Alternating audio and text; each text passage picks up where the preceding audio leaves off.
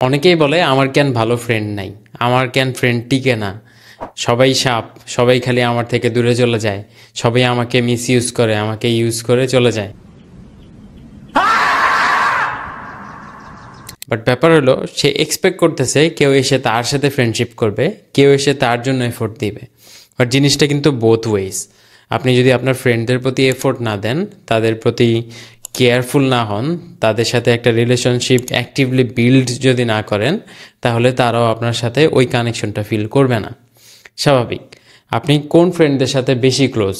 যারা আপনার ছোটোবেলার ফ্রেন্ড, তাদের সাথে আপনি ছোটোবেলায় অনেক কিছু শেয়ার করছেন, অনেক এক্সপিরিয়েন্স আছে তাদের সাথে, অনেক ধরনের প্রবলেমে আপনি তাদেরকে হেল্প করছেন, তারা আপনাকে হেল্প করছে, যথেষ্ট এফোর্ট টাইম ওইখানে গেছে দেখেই ওরা আপনার ভালো ফ্রেন্ড।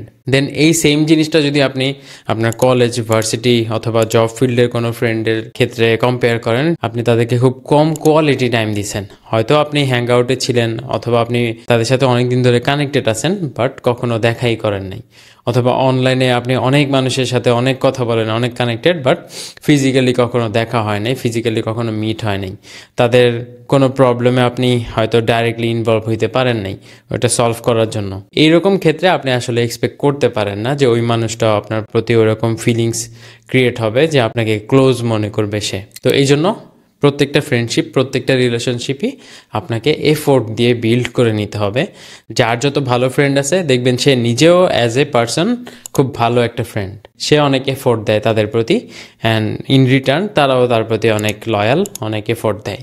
তার বিভিন্ন প্রবলেমে তারা আগে আসে, তারা খোঁজ খবর নেয়, রেগুলার আড্ডা দেয়, রেগুলার কানেক্টেড থাকে। এখন থেকেই আপনার যেই ক্লোজ ফ্রেন্ডরা বা যাদের সাথে আপনার মাইন্ড ম্যাচ হয়, আপনার ফ্রিকোয়েন্সি ম্যাচ হয়, তাদের সাথে আপনি একটু টাইম স্পেন্ড করার চেষ্টা করেন, তাদের বিভিন্ন প্রবলেমে হেল্প করার চেষ্টা করেন। এটা সবচেয়ে fastest way to gain someone's trust, to build a relationship.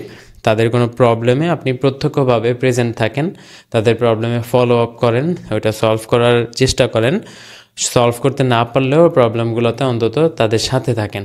Sometimes হয়তো মানিও ইনভেস্ট হইতে পারে, তাই না? তাদের কোনো প্রবলেমে আপনি মানি দিয়ে হেল্প করলেন, দেখবেন যে আপনার বাই দ্য টাইম এই জিনিসগুলো পে ব্যাক করবে। এই জিনিসগুলোর কারণে আপনাদের যে বন্ডিংটা ক্রিয়েট হবে ওটা লং লাস্টিং হবে। তো ভালো ফ্রেন্ড থাকাটা অনেকই ইম্পর্টেন্ট। অনেকেই বলে না যে নেটওয়ার্ক ইজ দ্য নেটওয়ার্থ। তো আপনার এই নেটওয়ার্কগুলো, এই কানেকশনগুলোই আপনাকে ফিউচারে অনেক হেল্প করবে। যখন আপনি কোনো বিপদে পড়বেন তখন আপনি যাওয়ার মতো অথবা বলার মতো কাউকে পাবেন। দেখা হবে নেক্সট ভিডিওতে। আল্লাহ হাফেজ।